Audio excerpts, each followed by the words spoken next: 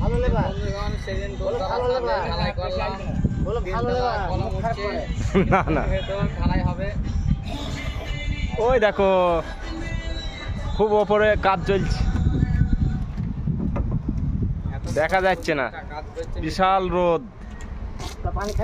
হ্যাঁ, আপনাদের দোয়াই লেবার গোনা খুব প্রচন্ড হারে খাটে, যে আমরা 4 তলা পর্যন্ত ঠেকাবই। বড় আন্দোলনাতে কাজ চলছে। এই দেখো লেবারটা দেখেছো, রোদেই পানি খাচ্ছে। এত মুখ খারাপ করবে না, মুখ খারাপ করবে না, কিন্তু এইটাই ছাড়বো, এইটাই ছাড়বো, মুখ খারাপ করবে না।